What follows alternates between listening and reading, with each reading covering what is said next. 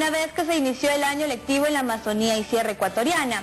En el espacio de análisis y entrevistas TN Plus en la tarde con Wilfrido Muñoz e Isabel Ceballos, máster en nutrición y dietética, se analizó la importancia de la nutrición en el desempeño escolar. La especialista señaló que en la lonchera escolar se le debe brindar total importancia, más a la calidad que a la cantidad, para mantener una alimentación sana y saludable.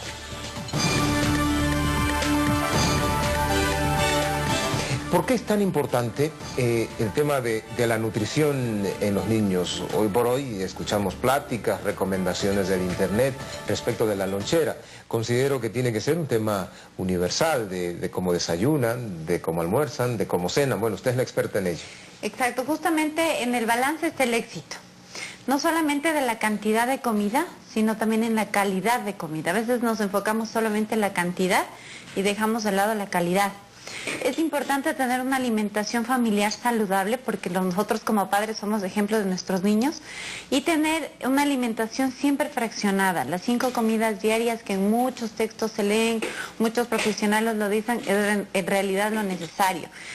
La lonchera escolar, comenzando por ahí, que es el refrigerio, entre el desayuno y el almuerzo, primero no llega a ser sustituto del desayuno. Eso es súper importante saberlo, porque a veces las mamás mandan la lonchera recargada porque no quiere desayunar, a esa hora no consume alimentos.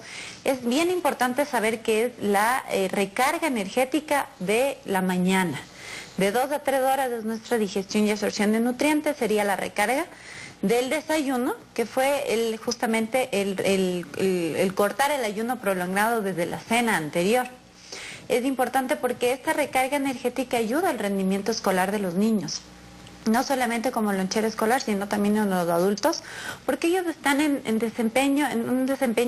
rendimiento, tienen rendimiento físico y mental. Ahora, María Isabel, ¿cómo rompe de todas maneras las costumbres, si se quiere, las tradiciones que tenemos muchas familias ecuatorianas, donde el desayuno es supremamente básico, no existe la conciencia del cómo y del qué se debería desayunar? Hay gente que desayuna café y pan y eso es, o por tiempo, o por costos, o porque esa es su costumbre. ¿Cómo vamos rompiendo con aquello? Los hábitos son lo más difícil, adquirir nuevas conductas alimentarias, pero no es imposible. Si sabemos que ahí está el error, comenzamos a pulir, por ejemplo, programando la alimentación familiar, programando desayunos, acostando más temprano al niño, levantándonos un poco más temprano. Normalmente un desayuno tiene que tener entre 10 y 15 minutos. No hay pretextos para no desayunar, sino simplemente ver facilidades. Por ejemplo, fusionar alimentos es lo ideal. Por ejemplo, un batido de leche con frutilla y cereal.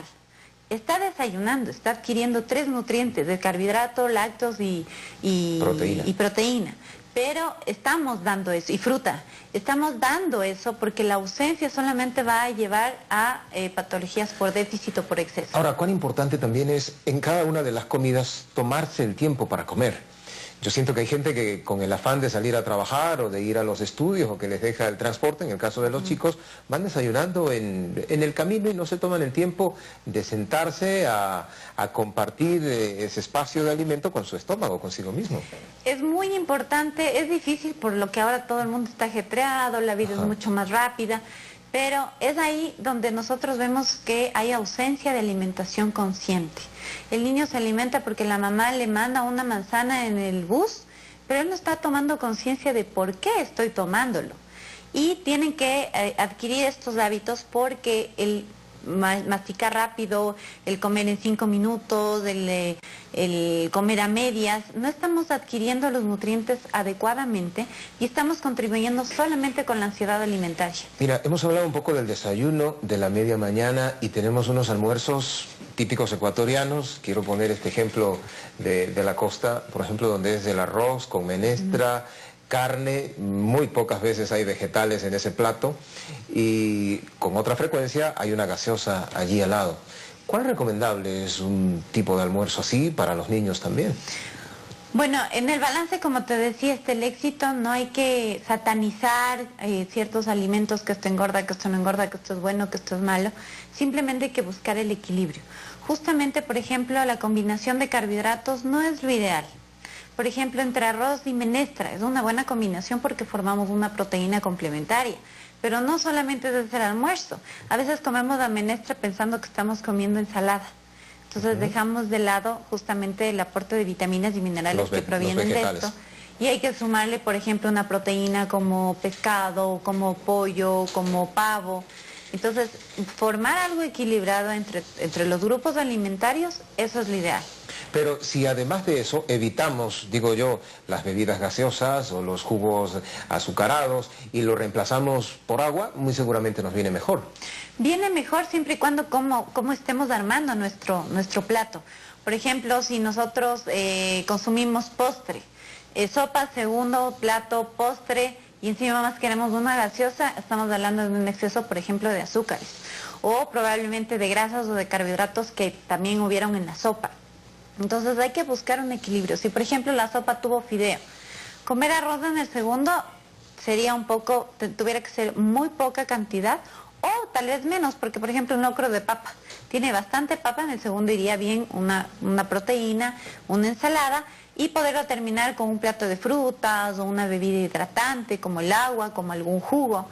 Estaríamos completando con fruta. Entonces es el balance, el equilibrio. Ahora, cuando ustedes como técnicos en el tema dicen la importancia de nutrir a los niños para su desempeño escolar, y ustedes hacen esta reflexión, ¿cuándo pueden darse cuenta los padres de familia de que la mala nutrición que están entregando a sus hijos se ve reflejada en algo? No sé, en su desempeño escolar, en sus notas, en sus calificaciones. La mala nutrición se basa tanto en el exceso como en el déficit, ¿sí? La mala nutrición se puede reflejar, por ejemplo, que no tengan buena memoria, que estén con bajas calificaciones, que estén con un bajo rendimiento psicomotor, y que también se relaciona con la mala nutrición. Hay que tomar en cuenta que la nutrición es justamente mandar nutrientes a la célula para que cumpla funciones. Entonces, si estamos mandando pocos o escasos nutrientes a esas células no van a funcionar bien, ¿sí? Más aún en un proceso de desarrollo como es en los niños. María Isabel, se ha puesto muy de moda este tema de las dietas.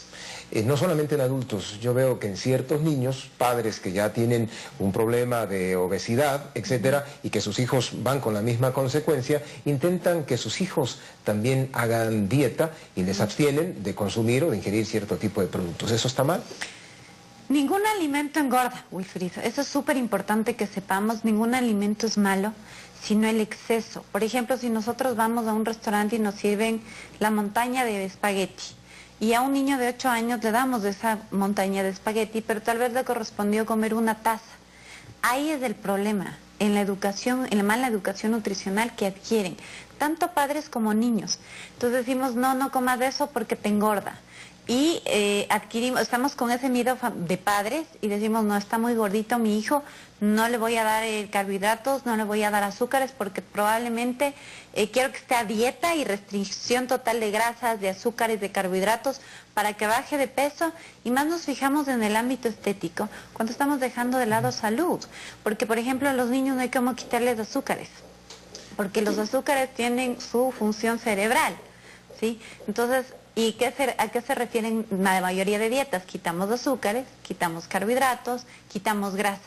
Entonces no es cuestión de quitar, es cuestión de equilibrar, saberlo dar. Por ejemplo, con los niños hay que negociar muchísimo el grupo de azúcares y el grupo de grasas. Me parece interesante, no es cuestión de quitar, sino de equilibrar. Exacto. Pero ahora, en este equilibrio, donde tú das cuenta de lo que deberíamos consumir, me parece que también debería ser interesante el tema de las horas, los horarios. Creo que si hay ciertos adultos que tienen la mala costumbre de comer en diferentes tipos de horarios, hacen lo propio los hijos. ¿Cuán importante es el horario en el tema de las comidas? Tener programado un tiempo para cada una de las comidas. Nosotros debemos comer cada 2-3 horas. Hay, por ejemplo, en instituciones educativas almuerzan a las 4 de la tarde. Entonces ahí deberían tener 2 o un tercer refrigerio.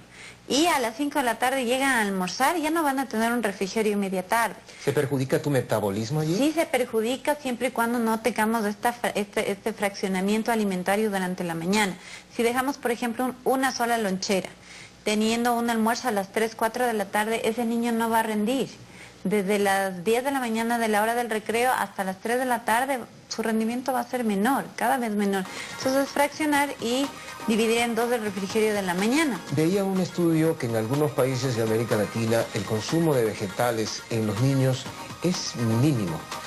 No daban cuenta de a qué se debe, solamente colocaban una cifra, ¿no? Cuánto ha reducido en América Latina el consumo de vegetales en los niños y cuánto ha aumentado el consumo de azúcares, de bebidas, etcétera, etcétera. ¿Crees que se puede hacer algo en el tiempo, no sé, con este tipo de pláticas, haciendo cierto tipo de campañas desde los estados, desde los gobiernos?